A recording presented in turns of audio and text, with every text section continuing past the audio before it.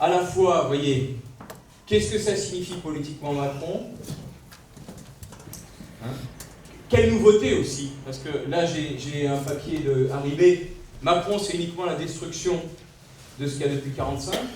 Ce qu'avance Denis, c'est qu'il y a une volonté d'affronter les défis nouveaux, mais dans des conditions où en réalité l'efficacité, la suraccumulation de capital, l'envers de l'efficacité du capital, c'est la suraccumulation de capital pèse plus que jamais, alors que la question c'est compétences, capacité humaine, donc dans un contexte nouveau. Donc il essaie de prendre la mesure, mais peut-être pas jusqu'au bout. Et puis, quel était le troisièmement, le type de riposte, effectivement, et de proposition, même si ça va être l'aspect politique ensuite. Donc voilà, la parole est au premier qui la souhaite. Juste un mot, Denis conclut sur l'économie et politique, et je voulais vous alerter sur le fait que nous sommes l'année du 150e de la publication du livre 1 du Capital. C'est pas seulement la révolution d'octobre 17, et c'est aussi. Donc, revue marxiste d'économie, c'est très important. Bien sûr. Tenez, monsieur. Tu peux, Pascal, en tant que professionnel du son et du spectacle. C'est une dénonciation de lui. Alors, une question très courte, parce que je vais partir assez vite. J'ai quand même l'impression que politiquement, on nous refait un peu le coup de la rupture à Sarkozy.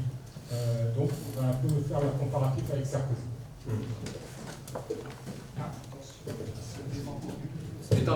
N'éteignez pas, il vaut mieux pas éteindre.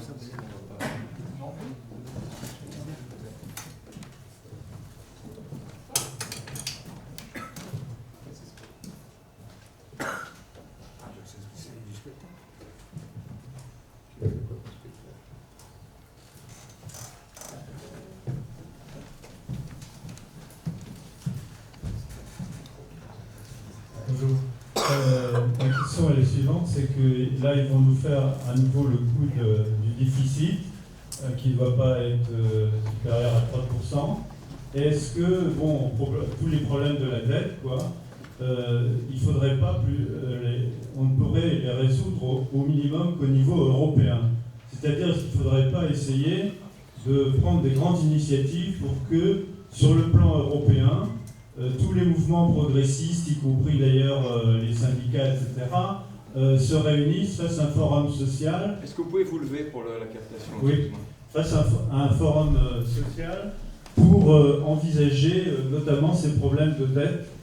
Bon, évidemment, il y a des cas énormes comme celui de la Grèce, mais il n'y a pas que celui-là.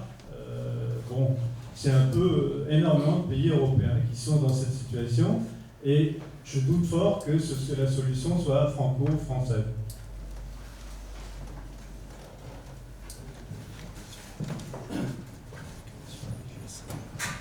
Gérard Lebrun. Moi, j'ai relu récemment le rapport de la commission Attali, qui a été rédigé par Emmanuel Macron. Je vous rappelle que la commission Attali a été mise en place en 2007 à la demande de Sarkozy, qui répondait lui-même à une demande de Michel-Édouard Leclerc pour faire de sorte que les prix baissent pour les consommateurs en commerce. Et ce rapport est un rapport ultralibéral dans lequel on préconise le développement des grandes surfaces, des low cost, etc., dans le pays qui a le plus grand nombre de mètres carrés de linéaires par habitant, et plein d'autres choses.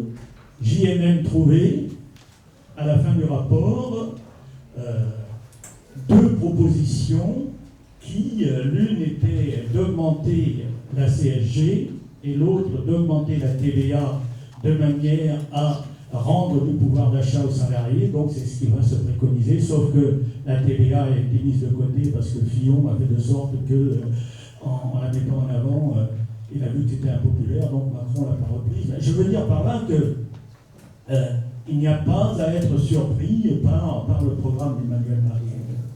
Maintenant, sur la manière de le combattre, moi je veux juste faire 2 ou 3 réflexions qui sont du domaine dans lequel je travaille le plus depuis 2 ou 3 ans.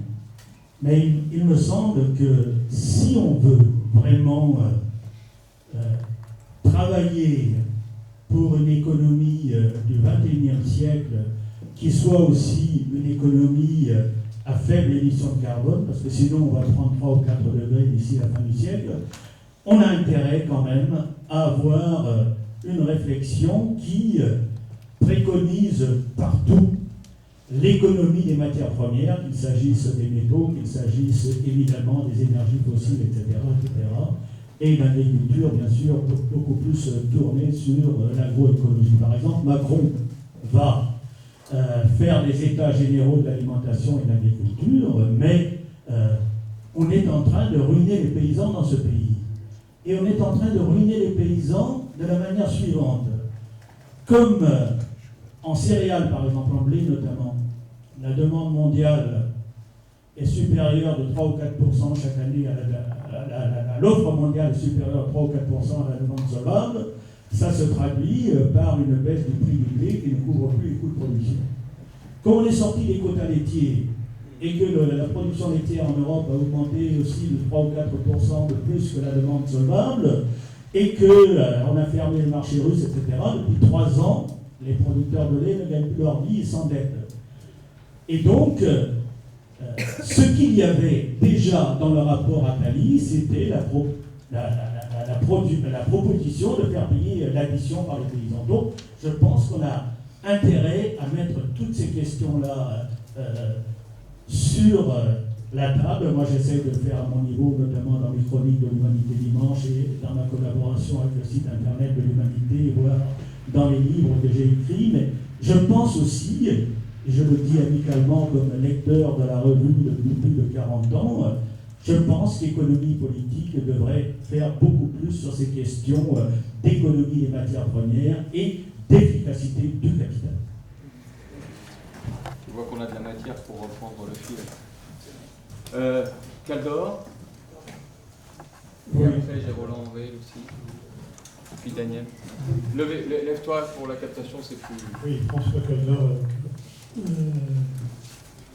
On a parlé tout à l'heure de Sarkozy, la rupture de Sarkozy. On a voulu comparer ça avec la rupture de Sarkozy. Moi, ce que je vois, c'est l'avalanche d'ordonnances. Et l'avalanche d'ordonnances pose un problème institutionnel sur les ressorts de la démocratie, en particulier, puisqu'on est ici à Ecopo, dans le cadre de la revue Économie et Politique. Et cette avalanche d'ordonnances rappelle 1958. Désolé de faire un arrière assez important. Et 1958, ça avait été caractérisé également comme un retour au Second Empire.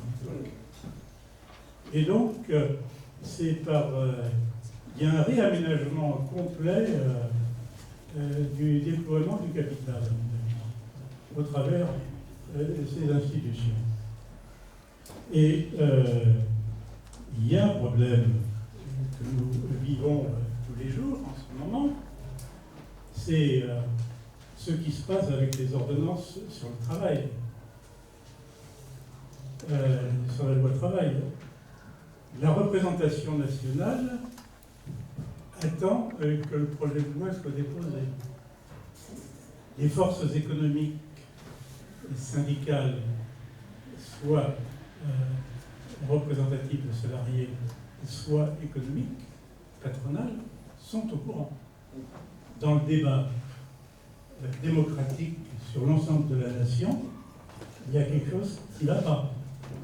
Et ce quelque chose qui ne va pas, nous le savons depuis quelques années, puisque vous avez, excusez-moi de faire un peu de jargon droit, mais vous avez un bloc au début du livre du Code du travail, un bloc dans les 5 premiers articles, un bloc quasi constitutionnel de négociation des accords de travail et de la législation du travail.